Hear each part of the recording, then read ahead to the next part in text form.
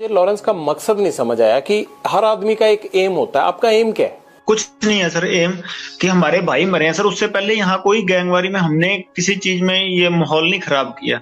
ये देखिए चाहे ये ड्रग्स का है, कभी ड्रग्स का हो गया या कोई टेररिज्म का हो गया, क्या क्रॉस बॉर्डर हो गया, कभी एक बार भी लिंक नहीं सर। कभी जिंदगी में पाकिस्तान बात नहीं हुई मेरी तो। ठीक है, हमने ये माहौल नहीं खराब किया। जब हमारे ऊपर हमारे भाइयों का मर्डर ही होता जा रहा, क्या करेंगे सर? आपके परिवार पर कभी आप भी आवाज तो उठाओगे? कमजोर से कमजोर आदमी घर छोड़ जाता है सर इस चीज में। पहले मेरे बुआ जी के लड़के को इन्हीं गैंगस्टर थे या ये गुंडर गुंडर, इन्होंने मेरी बुआ जी के लड़के को मरवा दिया था सर, इनके गैंग के थे। और उसके बाद ये चौटाला में एक डबल मर्डर हुआ था मेरे साथ वालों का। ये लगातार ये हो ही रहे थे। ये दविंदर गैंग वाले हो गए या कभी कोई हो गई, अन्याय ही हो रहा था सर। उसके बाद हम चले। तो आपने बदला लेने के लिए क्या जेल से अपना गैंग बड़ा किया, अपने आप को संगठित किया? स्टूडेंट पॉलिटिक्स में था तो सर्कल था, हमारे भाई थे सारे आपस में। तो एंड में हमने डिसाइड किया कि अगर हाँ वैसे हमें नहीं रुका जा रहा, किसी कानून से नहीं रुक रहा या पुलिस से ये चीजें नहीं रुक रही, तो हमने खुद हथियार उठाने की सोची। वो गैंग नहीं थी उस टाइम, तो सारे पढ़ने वाले थे। जैसे संपत था वो स्पोर्ट्स करता था, डेकैथलॉन खेलता था सर। 15-16 नेशनल के मेडल हैं सर उसके।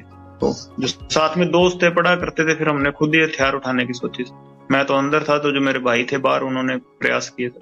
2014 में आप पहली बार पकड़े गए, आप मोहाली के पास से भाग गए। वो कैसे हुआ था और फिर कैसे पकड़े गए? वहीं से आपका जो सबसे ज्यादा नोटोरियस पन है वहीं से शुरू हुआ था 2014 से। मेरी बुआ जी के लड़के का मर्डर हो गया था सर। जब मैं तारीख जा रहा था तो उस टाइम मैं भाग गया था पुलिस से, पर बाद में पकड़ा गया था सर मैं फाजिलका।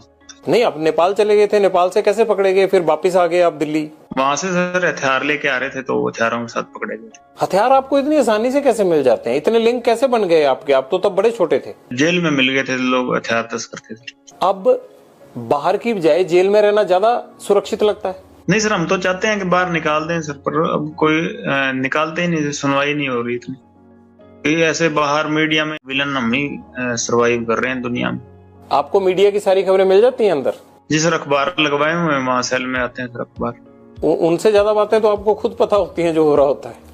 अखबारों में तो उतनी चीजें छप ही नहीं पाती हैं। जी सर, फोन चल रहा हो तो भी, और ना चल रहा हो तो फिर अखबारों वगैरह से पता लग जाता है सर। लॉरेंस राजनीति में आना चाहता है? नहीं सर, कभी नहीं आया। ऐसा तो नहीं होगा कि 5 साल बाद 10 साल बाद लॉरेंस जो है वो चुनाव लड़ रहा हो? पॉलिटिक्स में ही था, स्टूडेंट पॉलिटिक्स, छोटे लेवल की पॉलिटिक्स। अपने जो खुद के विचारधारा है वो यूनिवर्सिटी में प्रकट करते थे। तो जब छोड़ा है, जब दिल से निकाल लिया तो पूर्णता निकाल दी। अब कभी ख्वाहिश नहीं है दोबारा इस चीज में घुसने की। क्या आपको कोई राजनीतिक शय भी नहीं है? नहीं सर, कभी किसी पार्टी की कोई शय नहीं है? सर मैं जब गया था तब इतनी कोई थी नहीं चीज की कोई शय देने वाले। हम तो नॉर्मल लड़ाई झगड़े में 307 के केस में अंदर गया था सर मैं। 4-5 केस थे मेरे पे। अब आपको सर कोई शेल्टर नहीं है? कोई तो वो पता लग ही जाएगा, जेल से मेरी मुलाकात के रिकॉर्ड निकल जाएंगे। कभी मिलने आता हूँ, माँ के सिवा मेरे को कोई मिलने ही नहीं आया कभी। 1-2 दोस्त मेरे मिलने आए थे, वो भी जेल में ही है, सारों को जेल में डाल दिया, मिलने देते ही नहीं किसी से। मैं सिर्फ इसलिए कह रहा हूं कि लॉरेंस के पास हमेशा फोन रहता है। लॉरेंस को पुलिस जितनी मर्जी पुलिस रिमांड पे ले, उसको डर नहीं लगता। तो मुझे ये परेशानी हो जाती है बार बार आपसे बात करते हुए कि यार इस बंदे को जेल से डर क्यों नहीं लगता? फोन तो अब ये भरतपुर था जी। मैं 2 साल मेरे को आइसोलेशन में रखा। कोई कानूनी नहीं कहता आइसोलेशन में रखा, रेटें लगाई, किसी ने सुनवाई नहीं की। कोई एक आदमी था 2 साल में मैं बिल्कुल अकेला रहा हूँ, कभी किसी के साथ रखा ही नहीं मेरे को। रिटें लगाई, कभी ह्यूमन राइट्स की सुनवाई नहीं। कोई मुलाकात करने आता तो केस डाल देते थे। तो सारों पे केस डालना, भी जेल में मिल जाएंगे सारे, आप फिर अपराध भी करेंगे लोग। पर इतनी कनेक्टिविटी आपकी, आपको कोई सवाल नहीं पूछता। और मुझे तो ये हैरानी हो रही है कि अब भी आपको कोई नहीं पूछेगा कि आप इंटरव्यू दे रहे हैं जेल से, ऐसे कैसे दे रहे हैं? बहुत रिस्क लेके और आपके सामने बात रखना चाहते थे कि हमें एक ही साइड नहीं, कोई हमारी भी साइड सुन ले, और कोई सुन ही नहीं रहा था सर। गोल्डी भाई ने 2-3 बारी बात करने की कोशिश की है सर, पर इतना कोई बड़े लेवल पे उनकी बात सुनी नहीं गई। अच्छा, सलमान खान को आपने धमकी दी? जी सर। क्यों दी? क्या वजह थी? अब उन्होंने तो कोई आदमी नहीं मारा आपका? नहीं सर, मैंने अपने विचार रखे थे वहां पे। जब मैं जोधपुर किसी मर्डर केस में मेरे को नॉमिनेट किया था सर, जब मैंने कहा था, वो मेरे से बारी बारी यही चीजें पूछ रहे थे कि तुमने अपराध किया। मैंने उनको यही कहा था, स्टूडेंट लाइफ में केस हुए थे, मेरे कोई अपराध नहीं है, तो मेरे को अंदर से नॉमिनेट किया जा रहा है। तो भाई कभी मैंने ये दिल की बात बताई, कभी अपराध करना हुआ तो वो करेंगे सर। हमारी कम्युनिटी में बहुत गुस्सा है उनके प्रति। कभी हमारे समाज को इन्होंने बहुत नीचा दिखाया है कि भाई इन पे केस चला, इन्होंने हमारे समाज से कभी माफी नहीं मांगी। 20-25 साल केस चला इनके ऊपर। हमारे अपने एरिया में जीव हत्या नहीं करने देते, हरे वृक्ष नहीं काटने देते। तो इन्होंने वहां जीव हमारे एरिया में आके, जो जहाँ बिश्नोई कम्युनिटी डोमिनेट ज्यादा थी, जहाँ ज्यादा पॉपुलेशन थी, वहां आके इन्होंने शिकार किया। तो हमारे कम्युनिटी में गुस्सा था, तो हम चाहते थे कि हमारी कम्युनिटी से माफी मांगे। इन्होंने हमें थोड़ा नीचा दिखाया, तो हम बचपन से इसके खिलाफ मन में है सर।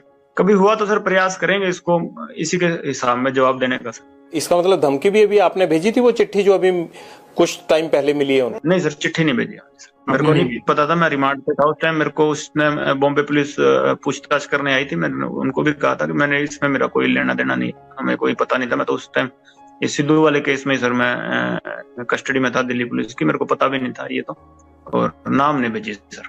हमको देंगे तो सर ठोस जवाब देंगे। अगर हमारे कम्युनिटीज को माफ कर देती है तो हमारा कोई लेना देना नहीं है। क्या ठोस जवाब देने की बात कर रहे हैं सलमान खान को? सर अगर हमारी कम्युनिटी ने माफ नहीं किया तो सर हम अपने हिसाब से कार्रवाई करेंगे सर। हम कोर्ट पे या किसी और पे निर्भर नहीं रहेंगे सर। क्या चाहते हैं आप, वो क्या करें आपकी कम्युनिटी से? और आपकी कम्युनिटी को क्या मतलब सिर्फ हिरण के शिकार को लेकर गुस्सा है? जी सर। किस तरह से माफी चाहते हैं आप उनसे? हमारे मंदिर में सर मुक्तिधाम मुकाम बीकानेर से आगे सर नोखा तहसील में हमारा मंदिर पड़ता है सर। वहाँ हमारे कम्युनिटी से आगे उस मंदिर में माफी मांग। और अगर मान लीजिए कि वो ना माफी मांगना चाहे, वो कहे मैंने उसके लिए कोर्ट कचहरी सब जो है वो जो होता मेरे लिए, मैं जेल में भी रह लिया, तो सर हम इसका इनकार तोड़ेंगे कभी। यानी आप धमकी दे रहे हैं? नहीं सर, धमकी नहीं दे रहे सर। नहीं, ये तो धमकी हुई ना, जैसे आप बोल रहे हैं। ठीक है सर, नहीं धमकी नहीं दे रहे सर, हम तो रिक्वेस्ट कर रहे हैं कि माफी मांग लो हमारी कम्युनिटी से। क्या आपने पहले भी माफी मांगने के लिए कहा उनको, या आपकी कम्युनिटी के किसी रिप्रेजेंटेटिव ने कहा? मेरे को नहीं नॉलेज सर इस।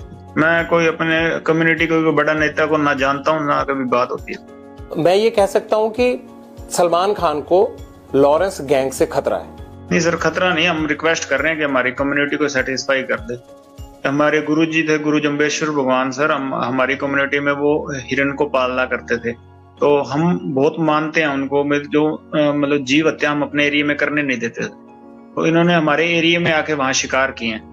तो हम चाहते थे कि हमारी कम्युनिटी से जो आम लोग हैं, ये नेताओं के किसी के टच में होगा हमारी कम्युनिटी के, हमें पता नहीं है सर उसको, कि आम लोग इससे बहुत ज्यादा खिलाफ हैं इसके, जो हमारी कम्युनिटी के। तो हम चाहते थे एक बार उस चीज को पब्लिकली ये माफी मांग ले।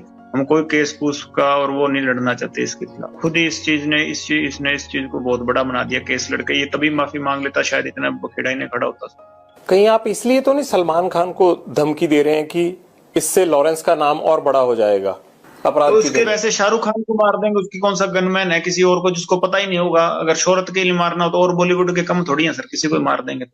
एक मकसद है सर, उसके लिए हम इसको कह रहे हैं कि और कोई नहीं। बाकी अहंकार है वो तो भगवान किसी का भी नहीं छोड़ता। अगर ऐसे शोहरत के लिए या पैसे इकट्ठे करने के लिए बॉलीवुड में मारना हो तो किसी को, कोई बीच पे घूम रहा होगा जू बीच पे, वहां किसी को भी मार देंगे फ्रिक्वेंटली, किसी को टारगेट कर देंगे बाद में। वैसी कोई बात नहीं है सर। किसी और को बताइए हमने टारगेट किया होगा, और अगर आप सोचते हो कि हम सक्षम नहीं है तो किसी चीज के लिए, किसी के साथ हमारे मत वैचारिक, और वो है कि हम इसको कह रहे हैं सर कि भाई हाँ हमारे से माफी मांग ले, नहीं है तो जो भगवान को आगे मर्जी हो, क्या होगा क्या नहीं। आपको क्यों लगता